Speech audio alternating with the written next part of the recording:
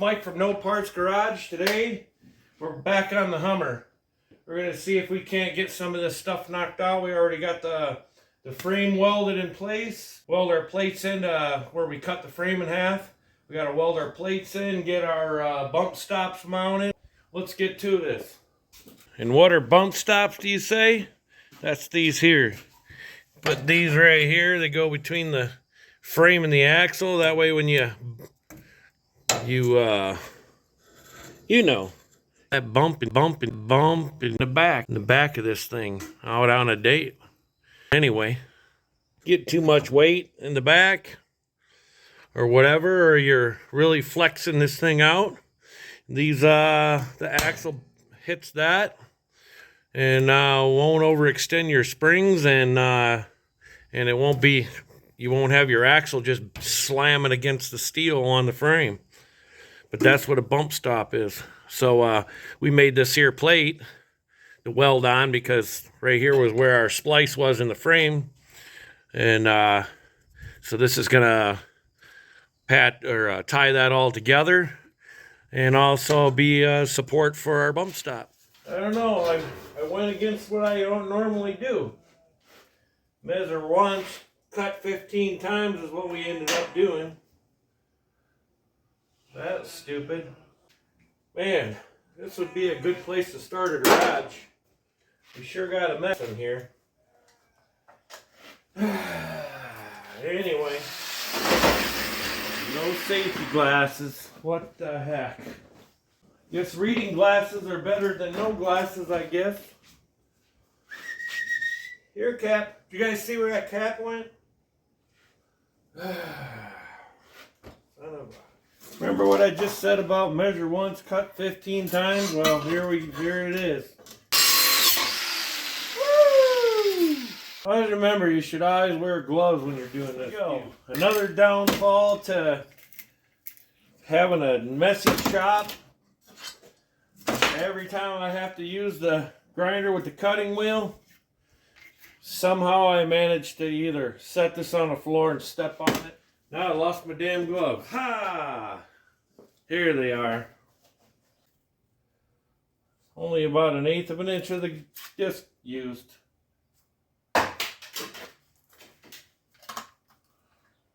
Unbelievable. Now, where were we before when we realized we made the wrong measurement? Now we lost the tape measure. Son of a bitch. Where'd y'all put it? Somebody took, oh, here it is. We found it. See, look at there. Already got my gloves off. I'm going to play around with this piece of metal. And now I got the damn pen stuck in my pocket. There we go. All right. Should be 13 inches. Exactly. There we go. Half of that, 6.5. We're gonna make us some marks. And we left our square over there. There we go, knocking more shit on the floor. There we go. There's half. This pen is about worthless. Or marker, I should say. High dollar piece of shit is what it is. It's like $6 for that damn thing, and the lit cap won't stay on it. You put it on here, you're supposed to be able to do that. Well, you get the marking and the, let's see, it just comes right off. Anyway, enough with the bitching. Where did our other plate go? Oh, I found it here. Yeah, there it is. That's where I got my 5 inches before. Yep, 5 inches by 2.5 inches. Let's mark that. Center of that. Boy, it'd be nice if I had this bench cleaned off. We'll get that out of there, set that there. Get our tape measure out again. And our marker. Here we go. Get our cap back off. 2.5, half of 5. There we go. And this way we got 2.5, so 1.25 inches. Oop, oop, oop. Just kind of eyeball that right there. There's the center of that. Now we can drill our hole. Paint's coming out of this damn thing. That's why I was saying that thing's a piece of crap. All right, and we got our hyper tough impact driver with a step bit in it. Open the vise up so we don't drill into the vise. You know, our fancy old vise here, pile of crap. Now we're cooking with gas. All right, there we go. Looks pretty centered. Good enough. Good enough for, looks good from my house. Probably from your house, I should say. Should look good from your house. Didn't I just say a little bit ago when you're playing around with the metal, have your gloves on? Yep. I don't listen very well, do I? Okay, so now we're going to clamp this baby. Well, no, we're not. We're going to first put our, we got metal all over that sucker. The only bad thing about having stuff that's magnetic and grinding by it, that was real intelligent. But you ain't got to worry about that. Okay. So, we want to go on this side. We want to go on this side. That way we can see our center mark, which is this one, not this one. Our center line. And we're going to kind of eyeball this part up here to make it center with our hole. And I lost my welding helmet. Yes, I did. I did lose it. I found it though. We probably should put our gloves on. Put our gloves on for safety. Let's see if we can booger weld this baby in.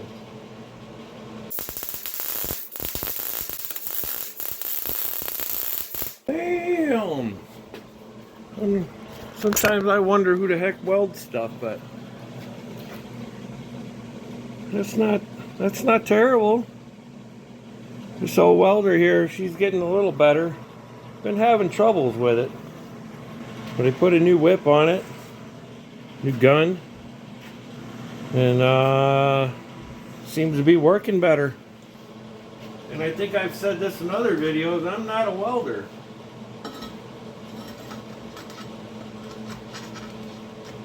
But like the saying goes, practice makes perfect. Get this side welded now. Ooh, she's a hot one. Alright. Check that one out. Not too bad. Not too bad for a redneck mechanic in his crappy little old dirty messed up shop. Oh, and by the way, then this is how this will go. Just like that. But I think I'm going to cut those threads off of there and weld that stud to that plate there. Okay, I decided that we've got this side now. We got the outside of the frame rail, and then our platform for our bump stop.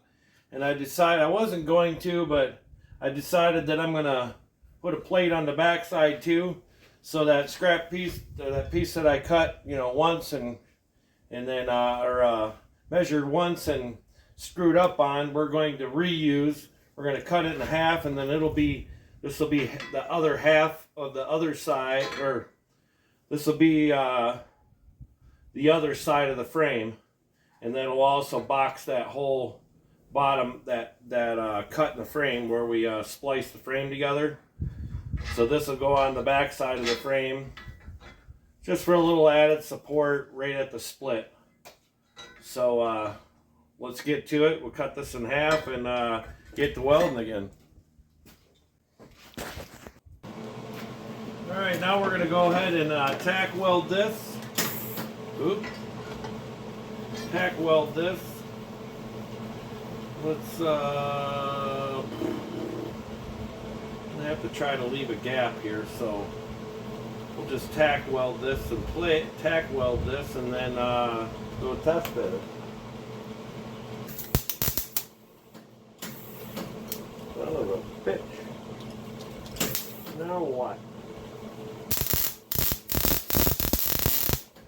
There we go.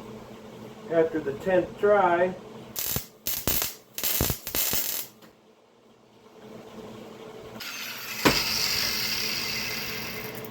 Alright. Let's bring you over here and see what we're gonna do here. Adjust this camera a little bit. There we go. So here we go. We're gonna it's already giving us some hackling. Hold on a second. Alright, well, we got this thing in there, but I have to cut this back plate off of here a little bit. Gotta take about 1 inch off, I believe, because if you can see right there, you have to focus a little. Look how crusty the top of that frame is. But anyway, right there is the body mount. So, and on the back side is the bracket for the body mount. So we're gonna have to notch a little bit off of here for this to be able to line up with our center mark here where it needs to go. And then we need to test fit it, pretty up this thing. And after cutting out, we cut about, I don't know, about a 3/4 of an inch off of this edge, and put a little notch here for that mount. And we're going to weld this up, and then weld our bump stop on, and I think it'll be ready to put back in place and weld it up.